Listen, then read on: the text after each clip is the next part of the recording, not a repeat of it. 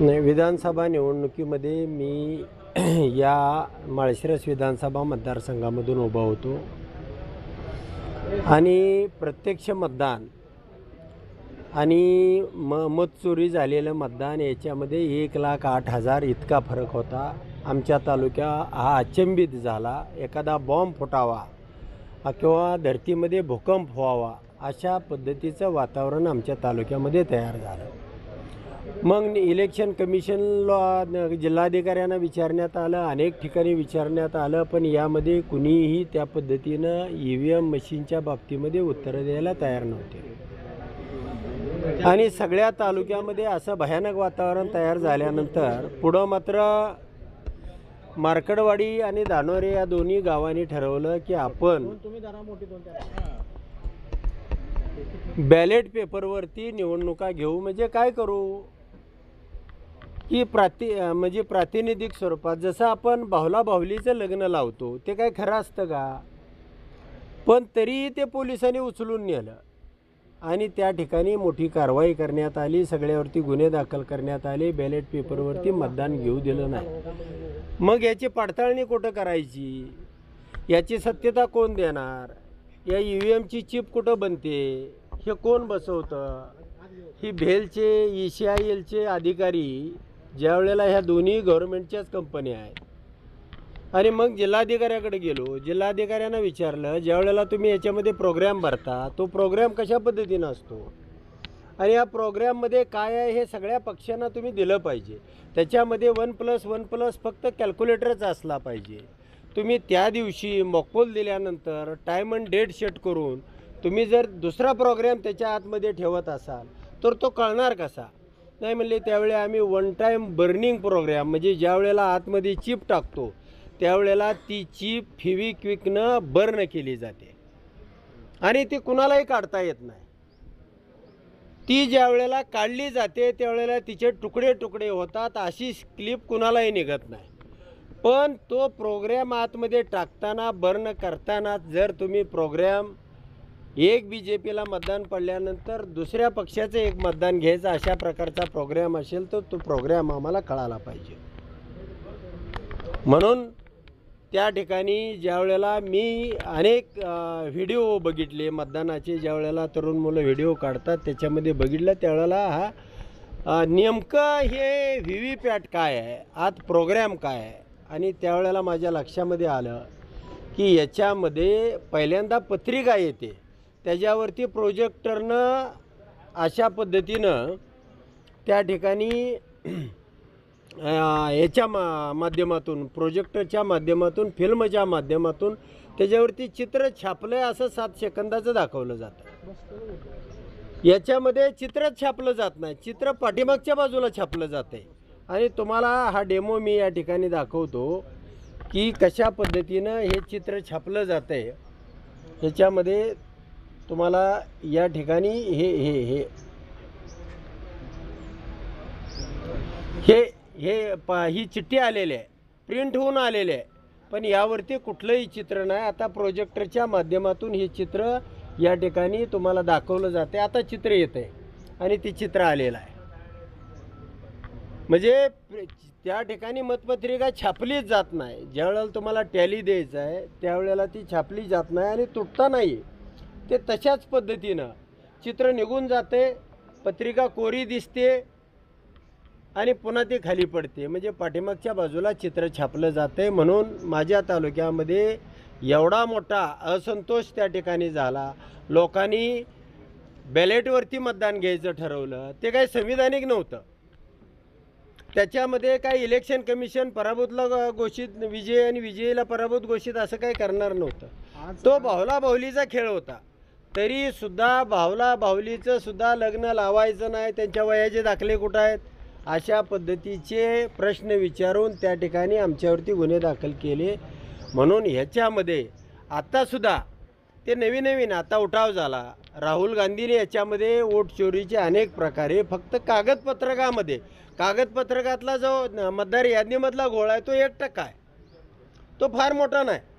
पण EVMमध्ये जे प्रोग्रॅमिंग केलं जातं आहे, सेटिंग केलं जातं आहे, हे 99% केलं जातं आहे आता याची चर्चा झाली, मुंबईमध्ये काल सत्याचा मोर्चा झाला, राहुल गांधींनी इलेक्शन कमिशनच्या विरोधामध्ये मोर्चा काढला आणि त्यानंतर त्या बिहारचं इलेक्शन लागलेलं आहे.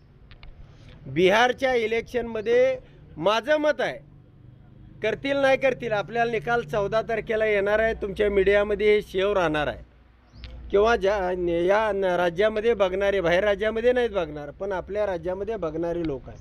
पण माझं मत आहे त्याला की हे 30% मतामध्ये BJP त्या ठिकाणी सत्तेवरती आलेले असेल आणि 70% मतदान हे विरोधकाला देऊन सुद्धा ते पराभूत झालेले असतील. अशा प्रशांत किशोरला 4% 5% मतं आहेत, तर ती RJDची मतं 10% त्या ठिकाणी वर्ग करणार, त्यांना 15% मतं देणार.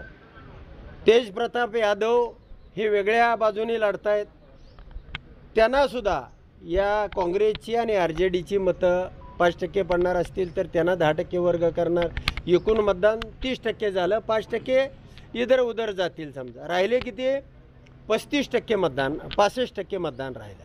65मध्ये RJDला 35% मतदान दाखवतील आणि BJPला 30% मतदान दाखवतील. पण RJDचे उमेदवार आहेत ते लाखाच्या फरकाने 50 उमेदवार निवडून आणतील आणि भारतीय जनता पार्टी मात्र आपले उमेदवार आहेत ते 20,000 10,000च्या फरकाने, पण सत्तेचं गणित 115चं लॉजिक जुळवणारे त्या ठिकाणी किंवा 110चा आकडा जुळवणारे असतील.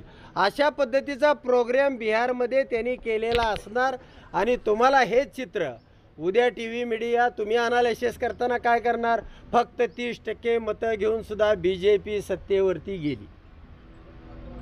हे त्यांच्यामध्ये अनेक कल्पना आहेत, अनेक बुद्धिवान लोक आहेत, अनेक प्रकारच्या त्या ठिकाणी. 30% आपण म्हणताय 30% लोक ह्याच्यावर की अशा कल्पना होऊ शकतात किंवा तसा निकाल येऊ शकतो अशी अपेक्षा, म्हणजे त्यांना तशी विनंती करणार आहात. मी राहुलजींनाही हे सांगितलेलं आहे, पवार साहेबांनाही हे सांगितलेलं आहे, राज ठाकरेंनाही हे सांगितलेलं आहे की मतदान चालू होण्या अगोदर 50 ह्याचा जो मॉकपोल दिला जातो तो बनावट आहे, तो काय सत्याचं प्रमाण नाही. ज्या वेळेला ॲक्च्युली मतदानाला सुरुवात होते त्यावेळच्या ज्या ॲक्च्युली मतदानाच्या त्या 5 मशीन बाजूला काढा, 10% स्पेअर मशीन असतात, म्हणजे एका मतदारसंघामध्ये 35 स्पेअर मतदान असतात. ज्या तुम्ही इलेक्शनला वापरणार आहेत त्या बाजूला मशीन ठेवा, त्यामधला प्रोग्रॅम दाखवा, डिस्प्ले द्या आम्हाला लॅपटॉपवरती किंवा स्क्रीनवरती. तुम्ही आतमध्ये प्रोग्रॅम काय केला आहे, तुम्ही आम्हाला प्रोग्रॅमच दाखवत नाही. आतमध्ये तुम्ही कशा पद्धतीचं मत चोरी करणार आहे किंवा खरोखरचं बी आहे ते सगळ्या पक्षांना दिलं पाहिजे. प्रोग्रॅम जोपर्यंत तुम्ही दाखवत नाही तोपर्यंत मत चोरीचे अनेक प्रकारे, जसं मी आत्ता सांगितलं, 30% मतं घेऊनसुद्धा बिहारमध्ये BJP विजयी झालेली दिसेल, कारण त्यांच्यामध्ये काय बुद्धिवान कमी नाहीत. म्हणून तुम्हाला आत्ता हे जे सांगतोय की राहुलजीनं हे सांगितलेलं आहे की तुम्ही 5 पेट्यांची मागणी करा, सीजेंकडे जावा, चीफ, म्हणजे आता जे सुप्रीम पूर्वी कोर्ट हे सुप्रीम होतं, आता इलेक्शन कमिशन सुप्रीम झालेलं आहे, कोर्ट सुप्रीम राहिलं नाही. कारण सुप्रीम कोर्टालाच ह्या इलेक्शन प्रक्रियेच्या पॅनलमधून बाजूला करण्यात आलेलं आहे. अनेक ठिकाणी पंजाब हरियाणामध्ये तिथल्या कोर्टाने आदेश देऊनसुद्धा इलेक्शन कमिशननं CCTV फुटेज दिलं नाही. तुम्ही CCTV फुटेज देत नाही, इलेक्शन या EVMमधला VVPATमधला प्रोग्रॅम देत नाही, आणि मग तुम्ही ज्याही पद्धतीने इलेक्शन घेताय देशामध्ये उद्रेक होणार आहे. आणि यापुढची इलेक्शन या EVMवरती आमचा विश्वास होता, आम्ही आम्ही आंधळ्यासारखा त्या इलेक्शन कमिशनवर विश्वास ठेवत होतो, सगळ्या तुमच्या मीडियावरती बी ठेवत होतो. पण आता तुमची मीडियाही गेली, तुमचा इलेक्शन कमिशन गेला, प्रशासन तुम्ही बघताय त्याला. म्हणजे आपल्या जिल्ह्याचं सांगायचं झालं तर काय परिस्थिती आहे, पक्षीय काम करतात जिल्हाधिकारी, CO, SP, काय चाललंय काय त्याला, पक्ष वाढवण्याच्या कामाला लावले. इतकी भयानक परिस्थिती आहे. मग राहिलं आहे का कुठला स्तंभ आहे की जो जागरूक आहे? म्हणून मतदारामध्ये हे न्यावं लागेल. हा जो पट्टा आहे मी सांगणार आहे, मोर्चा काढणार आहे जिल्हाधिकारी कार्यालयावरती. म्हणजे तुम्ही विकासाच्या माध्यमातून पक्ष वाढवा, तुम्ही अनेक प्रकारे दुष्काळमुक्त तालुके करा, निधी द्या, पण ज्याही पद्धतीनं पोलीस स्टेशनचा वापर केला जातोय या जिल्ह्यामध्ये किंवा या सगळ्या भागामध्ये, ज्याही पद्धतीनं प्रशासनाचा वापर केला जातोय, ज्याही पद्धतीनं अधिकाऱ्यांचा वापर केला जातोय, आज तहसीलदार ह्या जिल्ह्यातला एकही काम करायला तयार नाही, एकही जिल्हाधिकाऱ्याची मानसिकता नाही.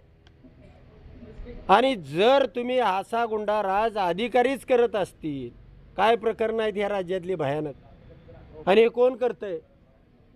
जनरल डायरनं सुद्धा जी केलं नव्हतं ते हे चित्र ह्या राज्यामध्ये फलटण मान ह्या भागामध्ये दिसतंय. इतकं भयानक चित्र आहे.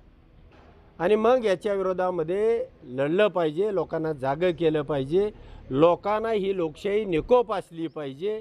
आणि अशा पद्धतीनं सत्तेच्या माध्यमामधून तुम्ही विकासाचं सोडून, शेतकऱ्याची कर्जमाफी सोडून अशा प्रकारचं जर उद्योग करत असाल आणि त्या ठिकाणी जर राज्यकर्तेच क्लीन चिट देत असाल तर या राज्यातली जनता एक दिवस उठणार आहे. आणि ज्या दिवशी ती उठेल त्या दिवशी तुम्हाला बेचारीक करून जाणार आहे. आणि पुन्हा नवा अध्याय या म्हणजे इंग्रजानंतर पुन्हा 75 वर्षांनी या देशामध्ये मांडला जाणार आहे. Okay, thank you. ठीक आहे.